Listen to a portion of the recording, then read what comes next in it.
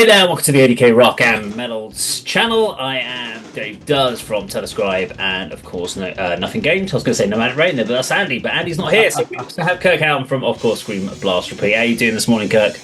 Yeah, good. I think I should point out for our viewers, Scream Blast Repeat's not the name of a band.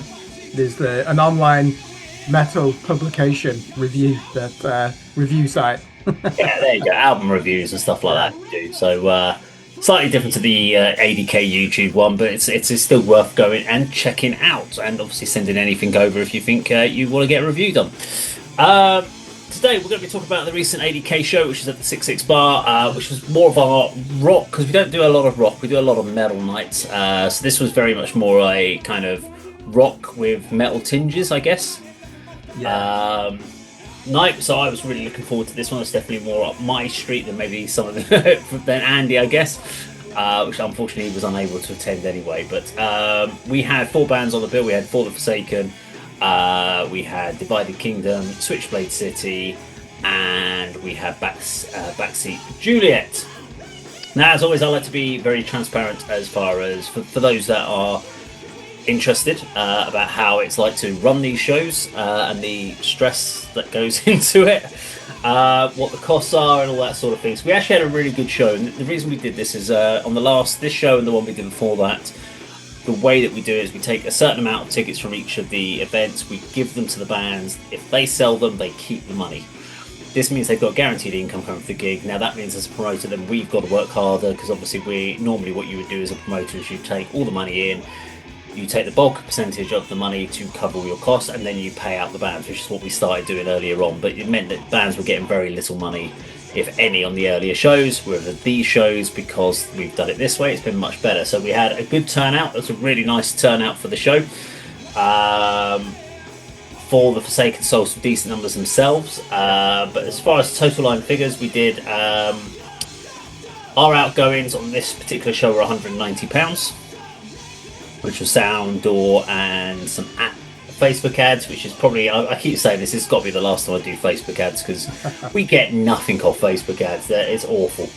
And it's money that could be spent or could be saved. But we did £225 in advance tickets, which was great. Wow, we had 135 in tickets on the door. Which after cost meant that we had £120 of profit, which means we could send £108 to the band and £12 back to ADK to go in the kitty to help with the next show. So yeah, really, really good. There was a couple of things I found out. I mean, it's really funny. We are really clear in our communication with the bands beforehand. We write out the set times, door times, yada, and make sure it's all really clear for bands. The light, sound check times, the loading times, and also what gear is available. We still had miscommunication on the day on that one, which was always like, thought there'd be a bass cab. I'm sure someone said there's a bass cab, and I'm like, from every email, I'm like, there is no bass cab. If anyone's available, then the headliners need to bring a bass cab, or you sort it out yourself.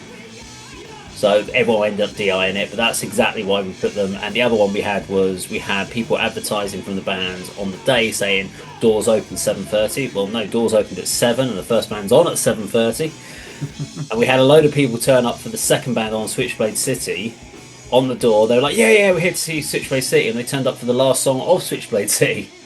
So again, it's like communication, guys, but great to see so much turnout. But we're going to go through it band by band, and obviously we've got some live performances from them as well. So kicking us off were the first band, which were Backseat Juliet from the Kettering, Northamptonshire way. Your thoughts on the band, Kirk? Yeah, this was quite dirty rock and roll with a heavy guitar tone, wasn't it? There were a couple of choruses in there, all of them sing-along, and really well delivered by the vocalist, who had a superb range, especially when it comes to the higher tenor vocals, which you would normally associate with that Sunset Strip sleaze rock of the 1980s, which clearly dominated music. Really, it was until the birth of hip-hop, that was the dominant youth culture music. There's a chorus in there that reminded me of No More Mr. Nice Guy by Alice Cooper, the way that he did the phrasing. And then there was another one, do you know that Motley Crue song, Dr. Feelgood? Yeah. Where you like dig in and then go You can up. hear these guys' influences massively. Oh, yeah. But it was, do you know what's good about this as well? I think because I've almost become desensitized to heavy guitars, and 90% of everything I listen to is drop tuned in some way.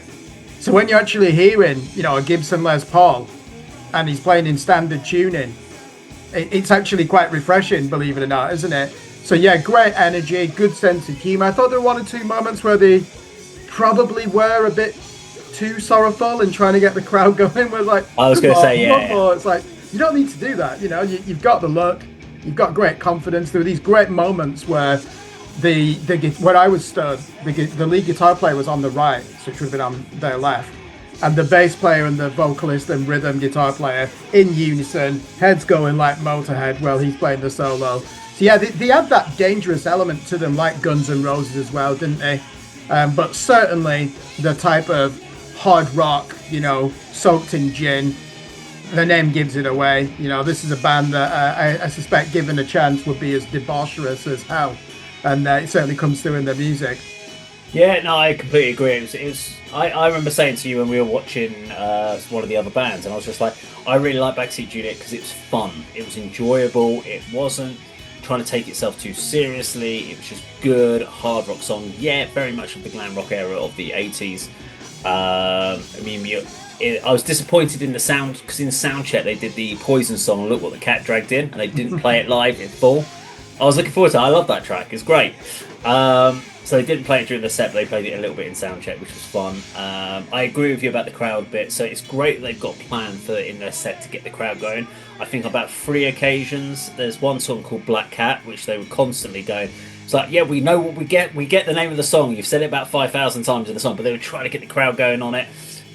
And this was very much a For the Forsaken crowd. I mean, literally 5 minutes before Backseat Juliet went on stage, we had a whole load of walk-in people with their tickets, which I was so grateful for, because up until that point, there was about 6 of us in the venue.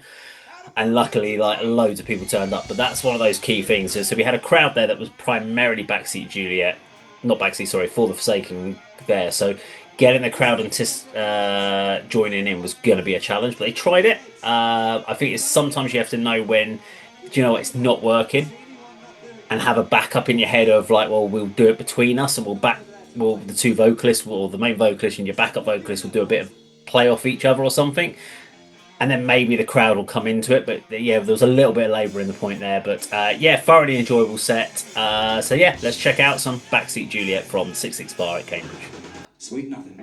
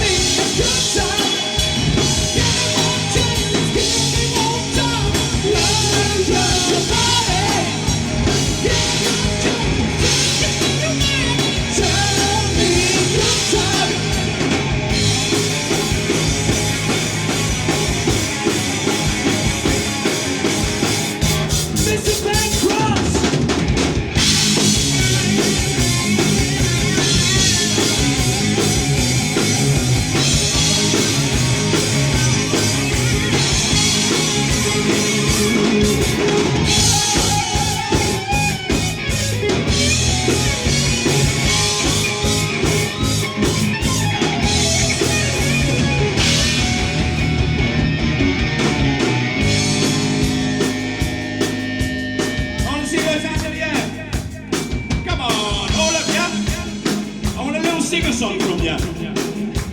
2 lines, that's all we need to remember. First line is rock your body. Can I hear that? Rock your body, yeah, just normal. The second line.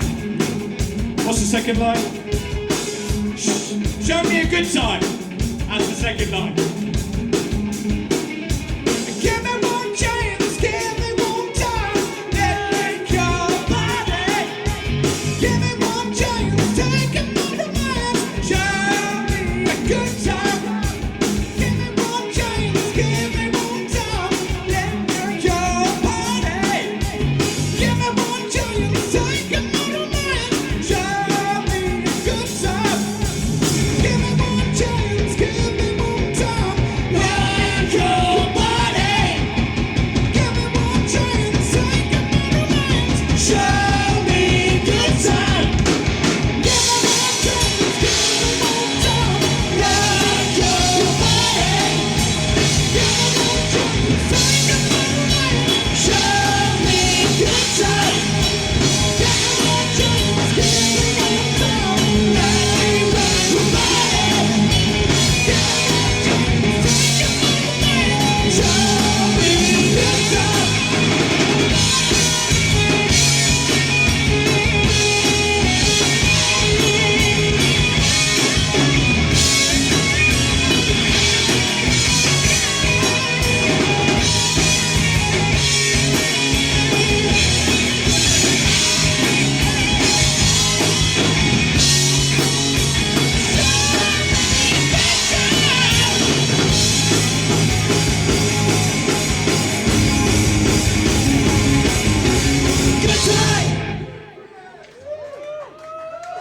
Take your Okay, so the next band on the bill was Switchblade City, a band I'd never really covered. Hadn't really got a huge amount of detail on them myself ahead of time.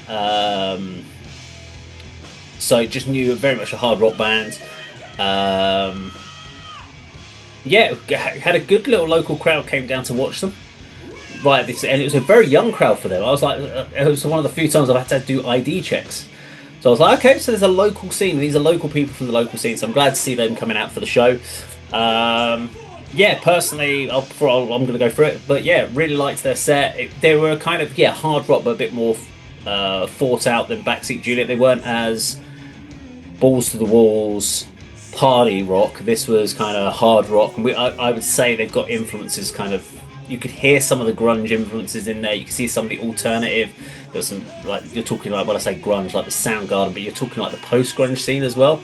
So going into like, well, I would have said things like the Nickelbacks and stuff like that, guitar parts, Incubus style vocals on points, if I remember. There was quite a lot of real interesting sort of different elements to this band. But yeah, thoroughly enjoyable. What was your thought on them? Yeah, I don't think they'd appreciate being compared to post-grunge, which is arguably the worst subgenre of heavy guitar music. I love grunge, but the bands that followed are useless. And if you look at, I mean, fortunately, I don't listen to radio, never mind American radio, and they call it butt rock, don't they? We play nothing but rock, and they're just Pearl Jam clones. So they probably wouldn't want to be associated with that. I thought these were heavy. One observation from these and the band that followed, rock music compared to 20 years ago is a lot heavier. It's incorporated a lot of sludge metal in there. There was some really heavy alternate picking going on here, you know, which could have even been, yeah, you would have said, you know, sludge metal. These were a bit more down tempo, a lot of weight behind the riffs. Excellent vocalist. You said we noticed he did sound a bit like Brandon from Incubus at times, and Chris Cornell. I think you said at one point it's like Audio Slave meets Incubus. I would compare them to the band Clutch as well. Yeah, they did that in their groove. Really enjoyed this band. This is more my type of music compared with Backseat Juliet. I could easily listen to a half an hour set of this, just sinking a beer, and even sometimes when your mind wanders, the music can go with you as well. It's unusual that way. So I quite like this, and they really did go loud and heavy on the drop tunings, didn't they? And great to see that there was a younger crowd. But yeah, I just must repeat, to be really pulling off that vocal range at a midweek gig, you know, he's probably not had a conversation all day to preserve his voice, but he did deliver it really well. He did. It looks very easy. Yeah, and the rhythm section, the drummer and the bass. I know he said there were problems with the bass cab. Not with this band. I thought they had a really good sound, and I was stood at the back, so I can appreciate that. You could feel the fuzz almost in your chest as well, but there was a good crunch, you know, to the guitar tone. So I think if anyone had walked in off the street, whether they like rock, metal, or even punk, they would have enjoyed this band because they had a lot going on. I would say Sound All Night was really good. And actually, so when I get the video footage back from all of our shows, I go through it, and normally I'm like, oh, that's not a great balance. There's this one. This time round, I listened to the wide camera. I was like, this is a really good mix. And rock bands are so much better in venues than metal bands because metal bands oversaturate. So they always crank. Metal bands have a thing like more distortion, more weight, and then because they're all in the lower frequencies as well, because they're down tuned, it just becomes big fart noises on the thing half the time. It just that low end frequency just distorts. So hard rock bands are so much more easier to work with from a video point of view. But yeah, let's go check out some Switchblade City live from the 66 Bar, Cambridge. Oh, come on, you!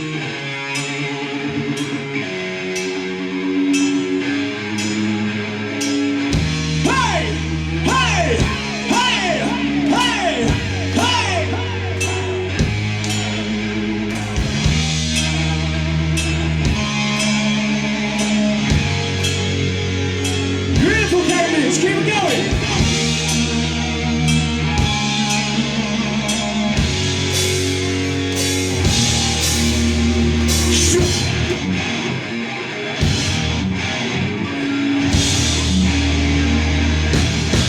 Oh yeah!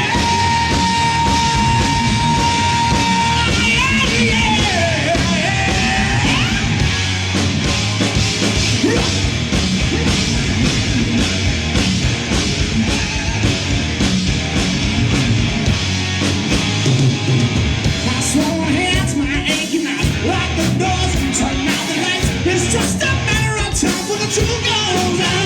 Ooh, crack bones out of my brain. All the twisted words that you said were good faith. And now the cat's got your tongue. I'll be the water filling up your lungs. The blisters on your skin from the fires above. The taste in your mouth that makes you sick. Now I didn't want to, but you made me like this.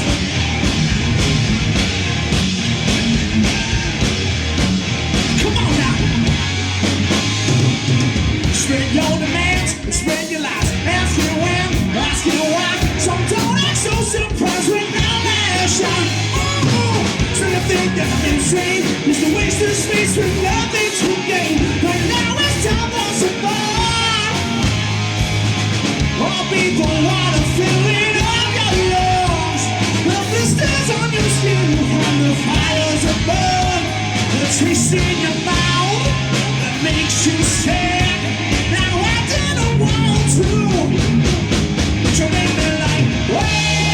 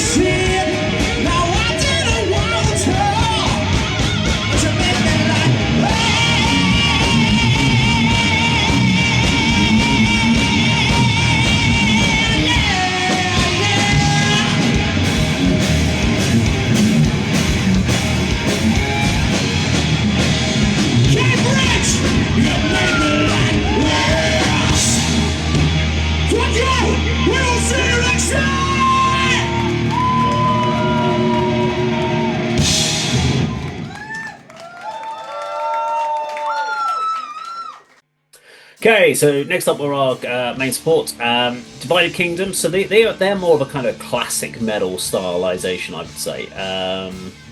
They were a last minute addition, so they kind of came onto the bill about sort of 5 weeks out when we had a lineup change overall, and kind of came into the format. Now, I'd only ever seen one live clip of this band, so I wasn't really sure where it was. It wasn't a great video of them live, but I was like, there's a huge amount of potential here. I quite like what they're doing.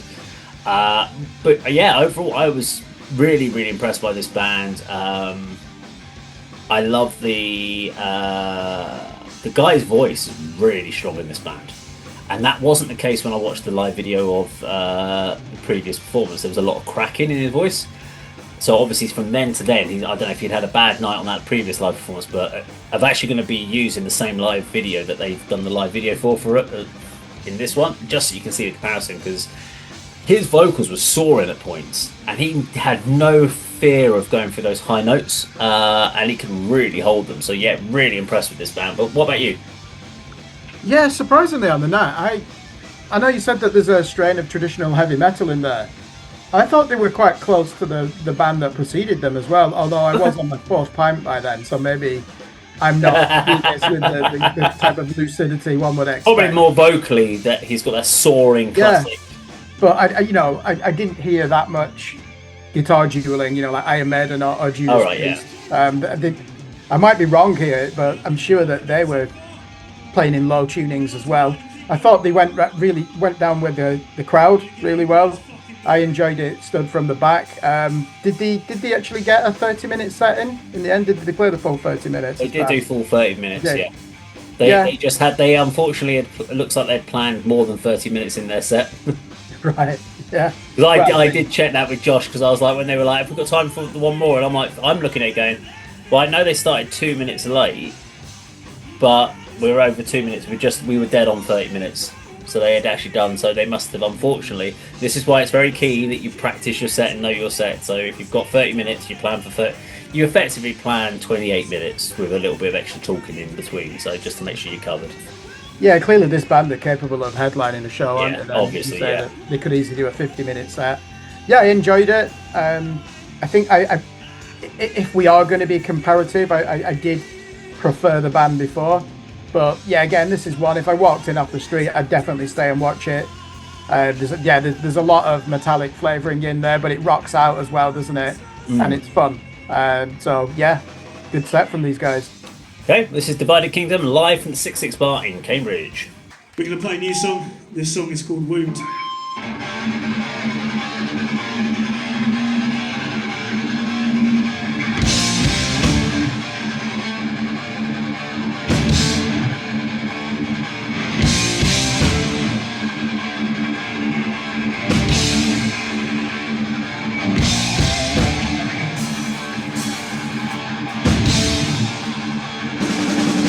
Strike me down, I'll be strong.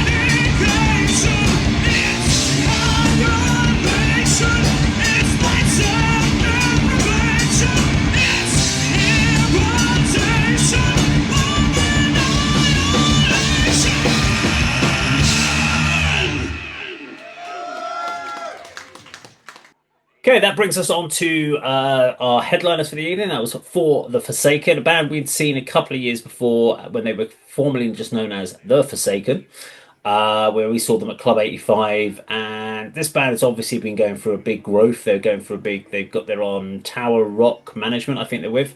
And they're on a whole kind of push at the moment with new singles, playing a lot of like the more smaller all-dayers, festivals. They've got other headline shows coming up as well, so having a real big push on that. Great chemistry on stage between the father-son duo, guitar and bass.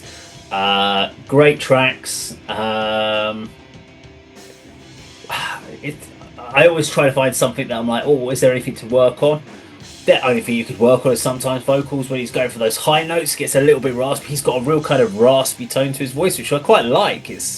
It sounds like he's been smoking 40 a day, but it's a cool vocal performance. But it sounds like it rips his throat. It does sometimes sound like he's really pushing it sometimes when he's going for those higher notes. But got the crowd going. This was a For the Forsaken crowd. You could see it from the people that were there. A lot of people from the Melbourne Rock Club in sort of Melbourne, Cambridgeshire, which we know and this is a local band. And it was just great to see so many people out. And it was great to see people from the other bands. It was great to see people, the youth movement was there. They were down the front as well. It was quite good because it was a big surge forward to the front of the stage. So for that period of time, we actually got a bit of space near the front doors just to breathe, because all night just been packed all the way through. So yeah, I really enjoyed their set. What about yourself?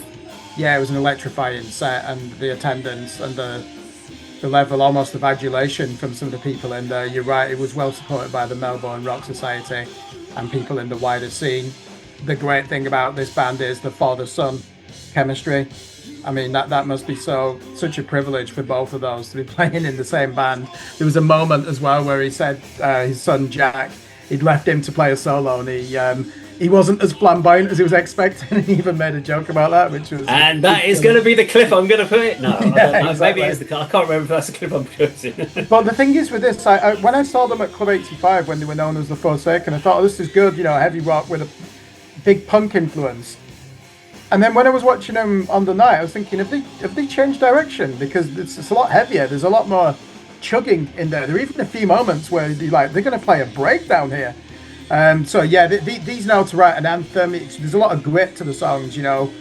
Some of them are about sobriety, aren't they? And a few struggles, that the singer's gone through. And I appreciate the candor of that. And they always go down well, those songs as well, because there's a lot of soul in them. He really does put his identity on them. But yeah, great to see how they got people out on a Thursday night. Just because they're a local band doesn't mean you're going to get that. But you've got, all the pre-ticket sales will have been for this band, right? That just shows you the level of excitement that exists in the scene for the Forsaken, formerly known as the Forsaken, and definitely worthy headliners. I've watched them again, and yeah, they just seem to keep getting heavier from what I've seen.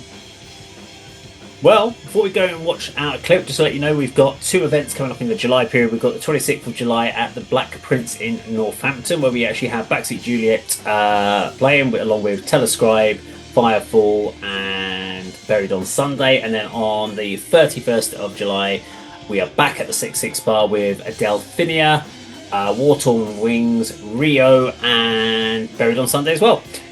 So yeah, grab tickets through our ADK Facebook page. Make sure you go and follow us on there. But this is For the Forsaken live in the 6-6 bar. Take care.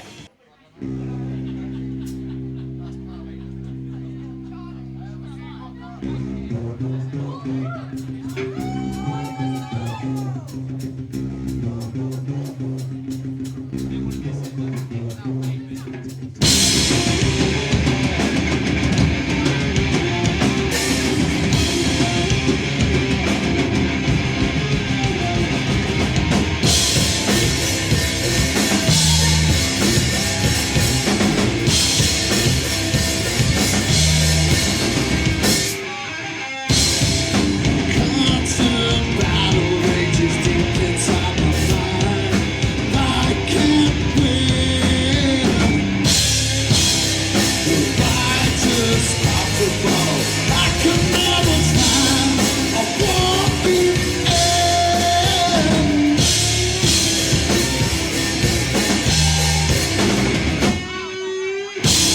So sick of the lies I keep telling myself. There's no kidding me.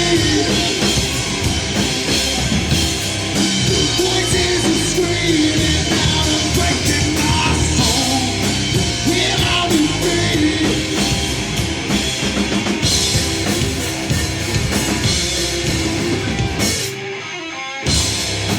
Down the tunnel and I see light at the end. So that's my end. This is not. So you're not seeing me pretend. Let's end the play.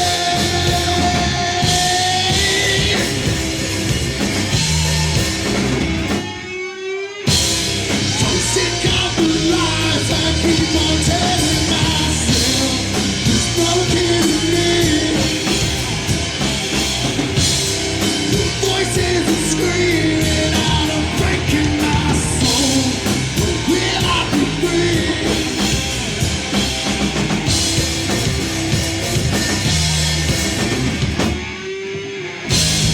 I cannot escape. This war is prison I'm in.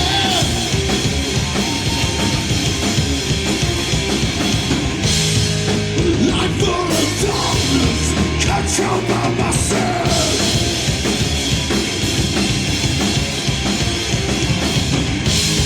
My veins flow with poison, and it's running